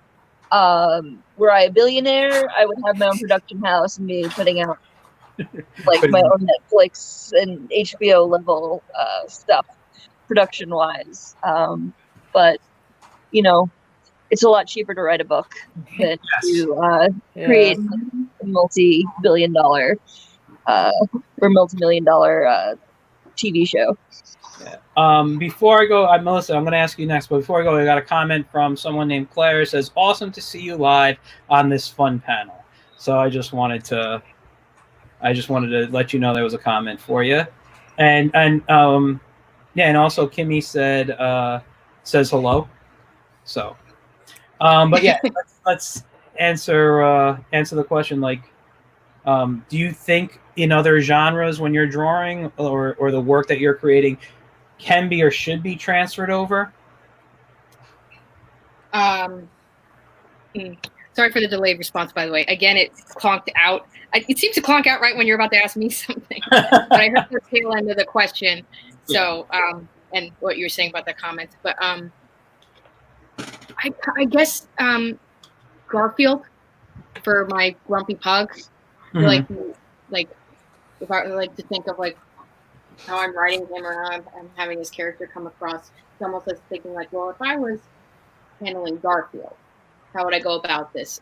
While also making sure that it's original, different than my own idea, of course. But like I guess that would be the inspiration for his grumpiness. And that's like kind of where I just kind of pull from that.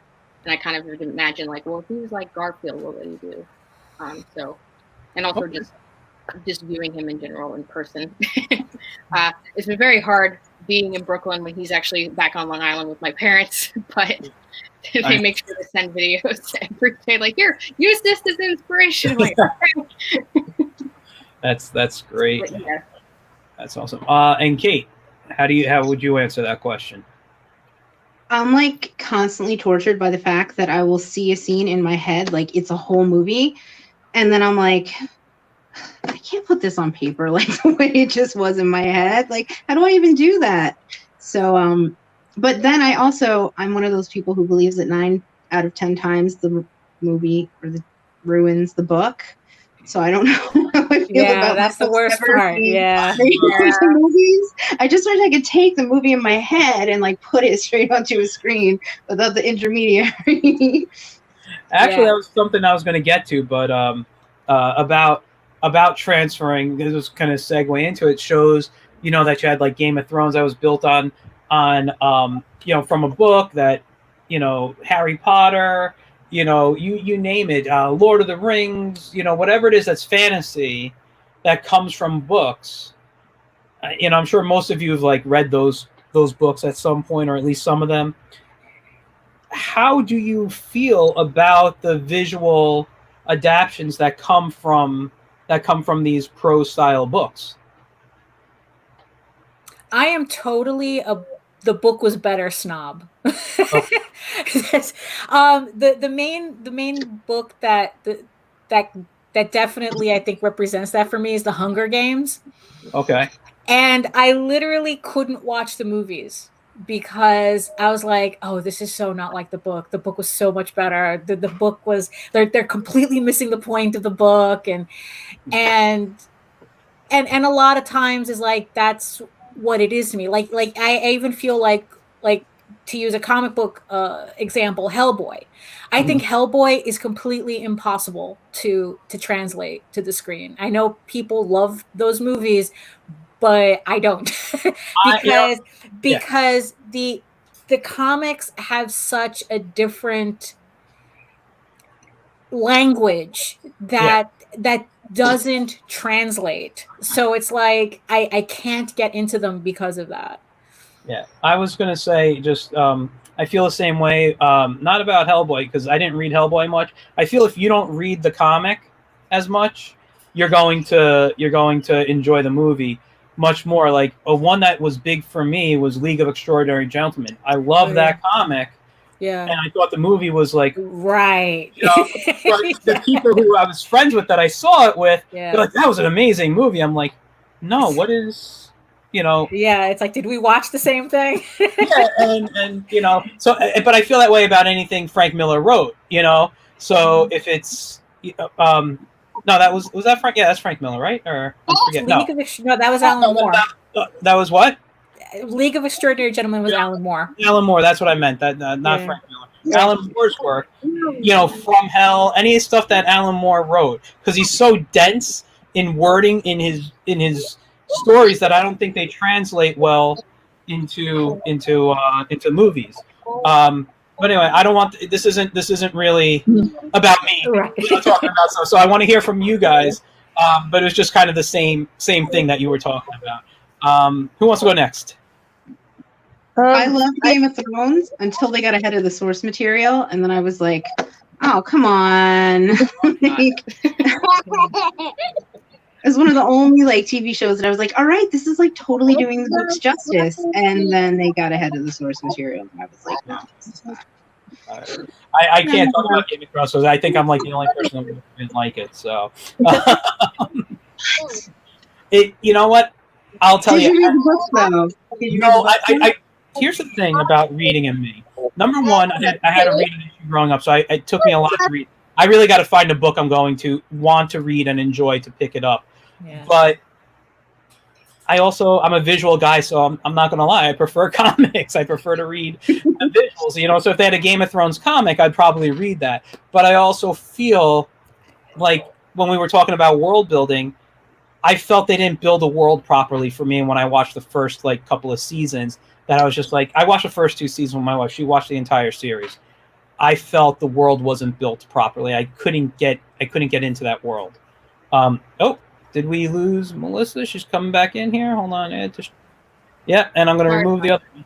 So that's my personal feelings on there. It's not that I think it's a bad show. People, it didn't bring me into it.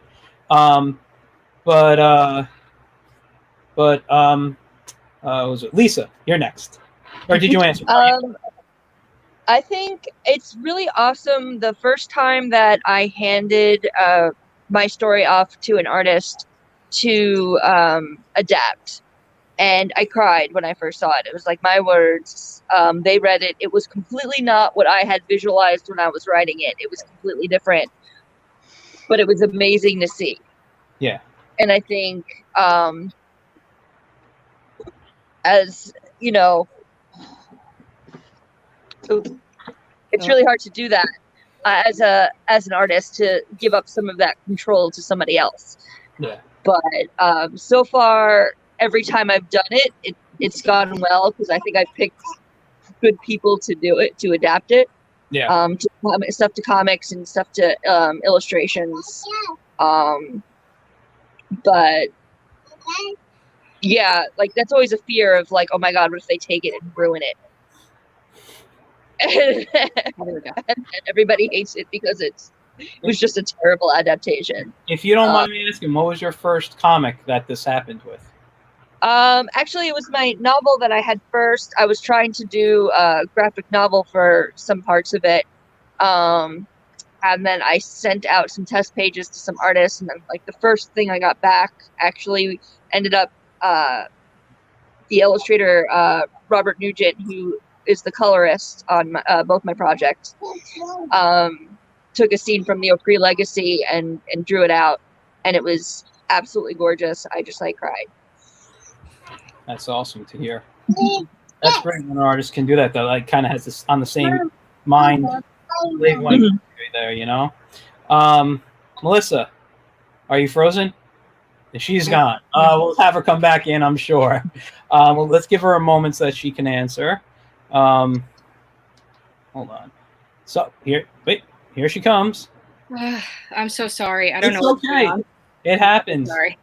It happens to the best of us here. So you didn't get a chance to answer the question. I've almost forgotten the question now because I was trying to fix my internet. I might have forgotten it. No, I'm kidding. I was asking about.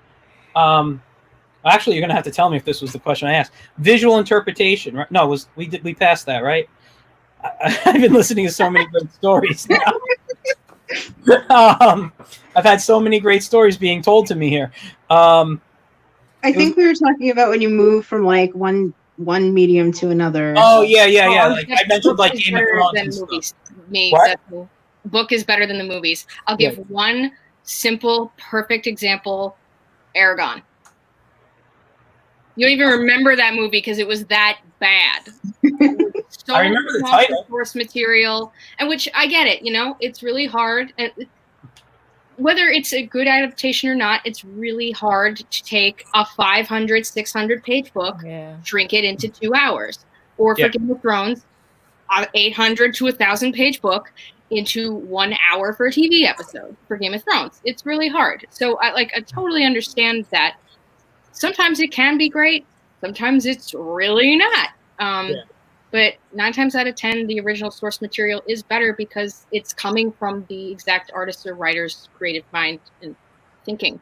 You know, like if Mike, if you gave me a script and you're like, draw it, make it happen, my interpretation would be different, whether slightly or very vastly, than to what you have in your head. It's always going to be that way because, you know. Well, we may have to try that. I got a bunch of that. And then that's when you go back and forth and you try to connect that way. But it's always going to start off where it's just not going to fully link up right away because you're not the same person. Yeah. So. No, I know. It's actually, I find it, and I don't know if Kate and Lisa can talk on this, but sometimes I find it difficult to work with a partner. And it's not because I have one point of view and they have another. It's just you both want to create that perfect vision. That how do you kind of combine your thoughts and organize everything? And I think Lisa, you know, because you've done comics. I don't know if, like I said, Kate, you can talk on this, but for Melissa, Lisa, and Daphne, how would you do? And Kate, if you could talk on it, I'm happy to hear your answer. Okay, I just know you haven't done comics, so but if it's something else, you know, talk on it. How do you guys find that balance working with a partner? I would say like for both men, I use the same art team, and Stanyak, who does my comics, he's amazing Russian illustrator and artist, but he definitely takes liberties. Like he will erase entire panels and merge them together, and you know, you hand him a script and you know that it's going to change a little bit, which is really fun for the letterer, I'll tell you that. But I always found that unless like I'm very specific, he will take liberties. So it can be difficult, but again, I view that as a more collaborative medium, and so I have to not be married to a certain thing in a certain way, because the art on paper always looks amazing, even though it's not exactly how I wanted it, or I'll have to rewrite the blurbs to tell the story in a different way. Especially since I'm not a wordy person in comics. Most of my stuff is just visual, almost storyboard-like type stories. Okay. Anyone else want to tackle that question? My writer, JD Calderon, he likes to joke, although I don't know how much of a joke this is. that no matter how many artists he works with, he never gets what he wants, including myself. Including you, who've been doing it for decades now. Yeah, exactly. So pretty much, I guess we kind of have like an understanding that unless he's extremely specific about what he wants to see, I'm just going to run with what I see in my head when I read his script. Okay. So there's a lot of give and take with that. I mean, it's like there's like he knows what I can do, and I know what, you know, like when he gives a script, what he's kind of looking for. But like I said, unless he's very, very specific, it's like, okay, I'm going to like get as close as possible, but what I see in my head is completely different than what he sees in his head. So yeah, it's like he just has to take what I give pretty much. Okay. Melissa, do you have any? Or because I mean, you also work on the Loud House, like you mentioned, so that's like a licensed thing. That probably has specific rules for you, right? Yeah, I don't have as much. It depends on the story. It depends on the writer. Sometimes it really just depends on who's the supervising editor from Nickelodeon. Pretty much a script is given to me, and it's written out. Panel 1, Lincoln is looking to Clyde, and they're laughing. And then whatever they're saying in the dialogue, of course, is listed. Yeah. Sometimes it's extremely detailed, and I don't have a lot of creative freedom to really like make the layouts and everything. Well, I guess more so the subject matter of each panel. I don't have a lot of freedom. They give me mainly total freedom for the layouts. Okay. Some scripts are a bit looser than others. It's a different writer usually. I've gone back and forth from different writers, but I work closely with the head editor at Paper Cuts, Jeff Whitman. So he and I would meet regularly to discuss what they're trying to say and what I'm trying to project through the comic itself, my pencils and inks. Thankfully, I have done penciling and inking and coloring and lettering for my own personal comics and also for commissioned pieces.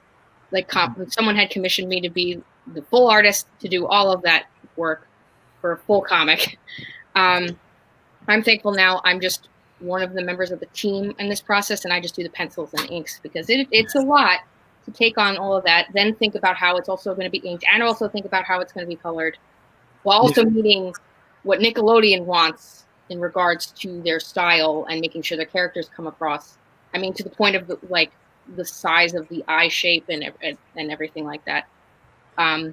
So I have to, it's my own personal responsibility to make sure I'm giving them what they want. It's very much for them because it's such a huge title for them, and a lot is at stake in that aspect. When it comes to people asking me for commissions, whether it's a small comic or a Dungeons and Dragons character, sometimes I give input where it's like, hey, this doesn't make sense that this character's wearing this armor because they can't move. Your character wouldn't be able to move in this situation. And usually they'll be like, oh, okay, I understand that. Or they say back to me like, hey, I don't think you should have drawn it that way. I meant it like this. So as long as you keep open, honest communication with whoever you're working with, it will come and the results will come that much quicker and smoother because you're having that open line of communication. The artist or author, they really want to get out, they want to make their work exciting and please whoever has hired them, or even for ourselves, we want to please ourselves. We will put the work in and do it. Just have the open line and honest communication. I think that's what's key.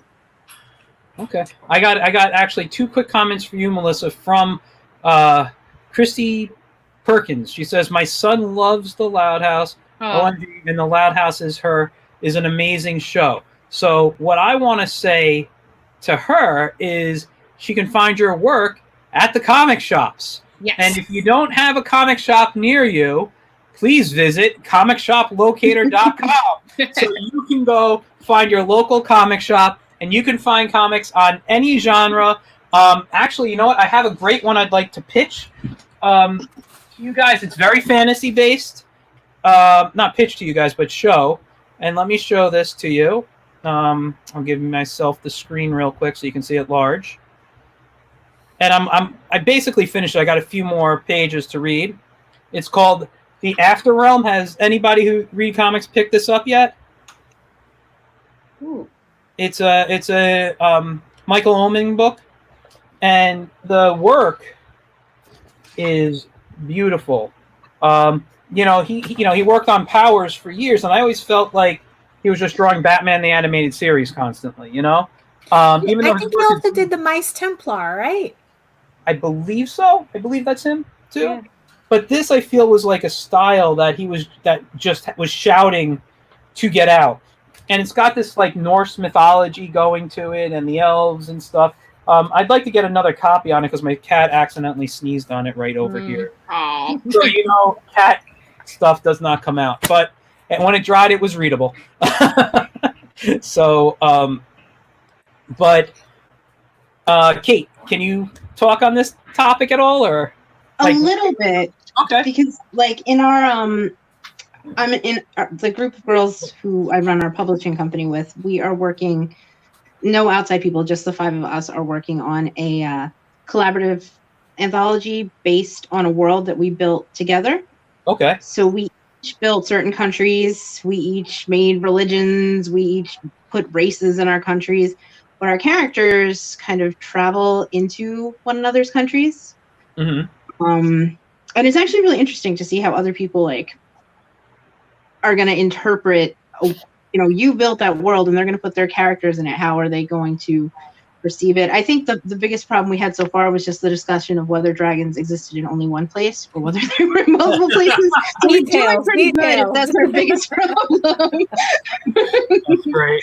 We're going to be ending in a few minutes. I'm going to ask you. I'm going to bring Mike Lopez back on, my business partner. And while I got you guys, I want to just put all your contact info down at the bottom. So if you can just tell me your contact, like something, is it, do you want your, so it just like, if you're all like, I'm at Michael Gracia at everything, so anyone just types my name in, they can find me on any social media that way. So just tell me what social media, you want me to put down, and I'll put it in for you. So let's just start with Daphne. I'll just go across. Daphne, what would you? Well, I have my main website, the egoworks.com, EGOWORKS.com. That's my main portfolio site.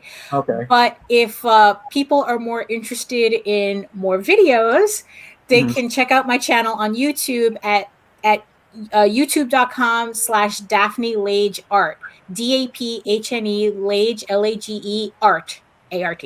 Okay, give me 1 second. PHNE Daphne LAGE Art. Mm-hmm. And then 1, 2, 3, 4, 5. I'm giving a space. We'll go to Kate. Kate, how would you like?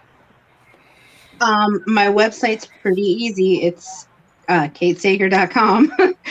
And then on social media, probably my most active place would be my group, which is called Port of Dreams. I'm sorry, what? Port of Dreams. Port of Courts. C-O-U-R-T. Like a fairy court of dreams. Of Dreams, and where is that on what site? Facebook group. Okay, so that's Facebook group. And then let's move to Melissa. I actually know you are Melissa Amanda at everything, correct? With the underscore. Yes. Although I think it's 2 underscores, but it's an optical illusion. I didn't realize. But my main website is my first and last name. Do you need me to spell the last name? I know how to spell KLEYNOWSKI. Yes. .com. Yes. And so you said at Melissa, and then 2 underscores. Yeah, Amanda. For everything social media, and then the website's melissakleynowskiart.com. melissakleynowskiart.com. Give me 1 second, and we're on to Lisa. So right now, actually, most of my stuff is I'm going through a revamp of social media and my website right now, so it's not available. But everything my book is available on Amazon right now. If you just Google the Opry Legacy, it will come up. I'm gonna have to do another one. I'm gonna have to do another one for you. I ran out of space. So let me just put this down real quick on here so people can see. If you want to look at anyone, and then I'll put one down and add yours, Lisa. Okay. Okay. So give everyone a moment. Mike, welcome back. Wonderful and insightful conversation tonight. So thank you all for joining that. You know, it was too many heads with me in here, so I just sat back. You know, it was like the Brady Bunch going on there. Yeah. Before Mike, before we close out, does anyone want to say any, final comments, final thoughts? No? Wash your hands and stay inside. Anyone want to come to the front of the class? Yeah. Quick, Lisa, how do you spell the opera? It's OPREE? Yes. Okay. So, banner, and then we'll give yours up there. Opry Legacy. You can find that on Amazon. All right. So yeah, we're gonna start wrapping up. I want to thank you guys for hanging out with me. I had a great time tonight. Mike, is there anything you'd like to say and share? Or No. Again, thank you. It was a great and insightful chat. I had it on throughout the evening, so I was watching everything and listening to what was going on. So again, thank you for coming and being part of our IncrediWeek here on IncrediChat, on IncrediCon, all this Incredi nonsense going on. So yeah, too many Incredis. All right. Well, I'm going to end the broadcast again. Thank you guys, and I'll be in touch with you guys very soon. Thank you. For more Incredi stuff coming up. All right. Have a great night, everyone. Bye. Bye. Thanks.